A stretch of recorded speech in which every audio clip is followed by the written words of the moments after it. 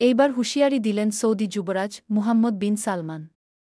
তিনি বলেন, মুসলিম দেশের ঘাঁটি থেকে ইরানে হামলা হতে দেবে না।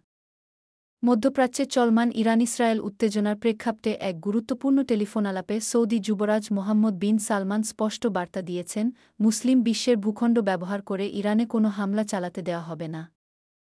ইরানের প্রেসিডেন্ট মাসুদ পেজেশকিয়ান এবং সৌদি যুবরাজের মধ্যে এ কূটনৈতিক যোগাযোগ হয় ইরান-ইসরায়েল যুদ্ধের পরপরই, যেখানে এখন পর্যন্ত ৬০০রও বেশি ইরানি নিহত হয়েছেন, যাদের মধ্যে আছেন পারমাণবিক বিজ্ঞানী, সামরিক কর্মকর্তা ও বেসামরিক নাগরিকরা। টেলিফোন আলাপে ইরানি প্রেসিডেন্ট অভিযোগ করেন, যুক্তরাষ্ট্র ও ইসরায়েল মুসলিম দেশগুলোর মধ্যে বিভক্তি ও বিশৃঙ্খলা সৃষ্টির ষড়যন্ত্রে লিপ্ত। তারা মুসলিম ঐক্যকে ভাঙতে চায়, কিন্তু ইরান বরাবরই শান্তিপূর্ণ সহাবস্থান ও সংহতির পক্ষে। তিনি আরও বলেন, ফিলিস্তিনের অধিকার, আমাদের স্বাধীন পররাষ্ট্রনীতি ও পারমাণবিক কর্মসূচির বৈধতা নিয়েই এই সংকট সৃষ্টি হয়েছে। ইরান তার সার্বভৌমতা ও আত্মমর্যাদা অক্ষুণ্ণ রাখতে দৃঢ়প্রতিজ্ঞ। জবাবে সৌদি যুবরাজ মোহাম্মদ বিন সালমান বলেন, ইসরায়েলের আগ্রাসনের প্রথম দিন থেকেই সৌদি আরব এর প্রতিবাদ জানিয়েছে।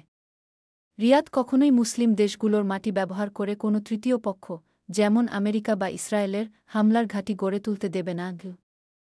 তিনি আরও জানান, আমরা কূটনৈতিকভাবে সক্রিয় আছি, যাতে দ্রুত এই সংঘাত বন্ধ হয় এবং মধ্যপ্রাচ্যে স্থিতিশীলতা ফিরে আসে। উল্লেখ্য, সোমবার যুক্তরাষ্ট্র ইরানের ৩টি শান্তিপূর্ণ পারমাণবিক স্থাপনায় হামলা চালালে পাল্টা প্রতিক্রিয়ায় ইরান কাতারে অবস্থিত একটি মার্কিন ঘাঁটিতে ক্ষেপণাস্ত্র হামলা চালায়।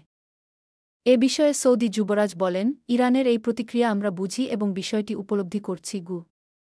এই উচ্চপর্যায়ের সৌদি ইরান সংলাপ স্পষ্ট করে দিচ্ছে, বর্তমানে মুসলিম বিশ্বের কাছে বিভাজন নয়, ঐক্যই বেশি প্রয়োজন। আর এই ঐক্যই হতে পারে যুক্তরাষ্ট্র ইসরায়েল আগ্রাসনের কার্যকর জবাব।